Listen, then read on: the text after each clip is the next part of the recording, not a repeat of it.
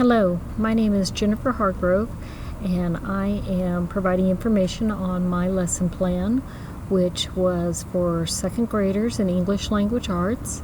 It was using a fiction book, which was Cloudy with a Chance of Meatballs, and a nonfiction book titled What Makes It Rain.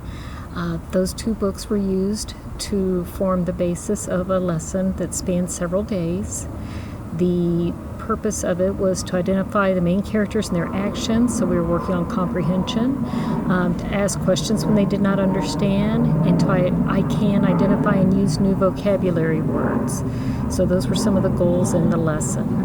I started out the lesson with a video on the water cycle and a video on Cloudy with a Chance of Meatballs.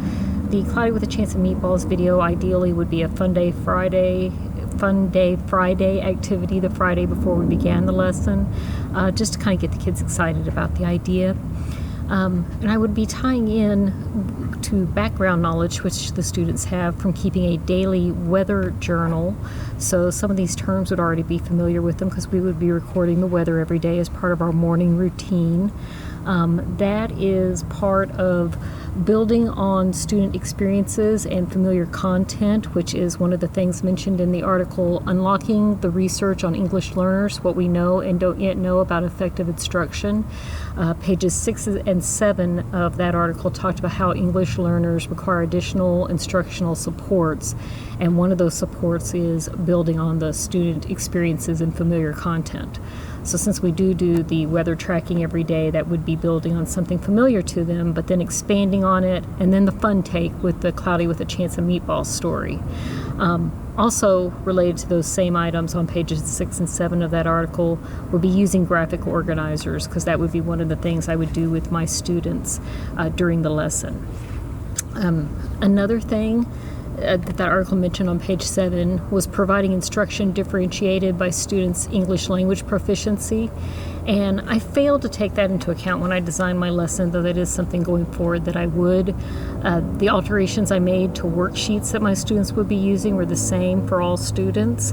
Going forward, based on that, I would want to differentiate the worksheets based upon if the students were at a beginning level, an intermediate level, advanced, or advanced high level. So adding a little more differentiation into worksheets that my students used would be a good idea. They also, in the article, English Language Development Guidelines for Instruction, on page 19, it says that the English language development instruction should emphasize academic language as well as conversational language. And some of the ways my lesson plan worked on that is we would go over academic language, and we would post those academic words to our word wall and practice using them in our answers. However, students would also break out into small groups and have conversations about the stories and talk about their favorite parts of the stories. And one of the other activities I had worked into my lesson plan was that they would draw a picture of their favorite part of the Cloudy with a Chance of Meatballs story and write a couple of sentences related to that. And they could use conversational language when discussing the story and writing those sentences. A deficiency mentioned in that article would be on page 20, where it says English language development instruction should incorporate reading and writing, but should emphasize listening and speaking. The lesson plan I set up, while there was reading and while there was listening and speaking, there was heavy on the reading and writing part. So I would want to make sure my lesson plan was a little more balanced, and there was more of an opportunity over the days that my lesson plan is being taught for them to actually practice speaking, not just with each other in small groups, but also a little more time practicing using that academic vocabulary.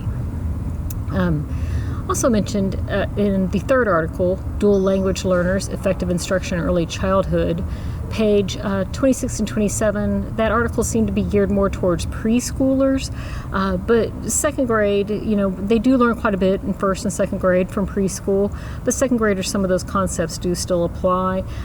Employing children's home language was one of the important things they mentioned on page 27, and I did try to do that in my lesson plan. The words we added to the word wall, I was going to also use Spanish language words on that.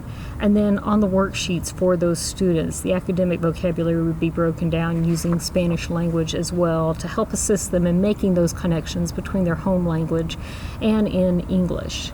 The last thing from that article was something I didn't really talk about in my lesson plan and that I need to be conscious of and incorporate, and that is on page 29. It talked about involving families and supporting children's language learning, and I didn't actually work that into my lesson plan, but it would be a good idea for me to develop something maybe to send home to the parents related to the stories they've been reading and get some more parental support in developing the language. So in summary, I think my lesson plan did a good job of hitting the various areas that are important according to the articles we read. However, it could be improved upon. Thank you.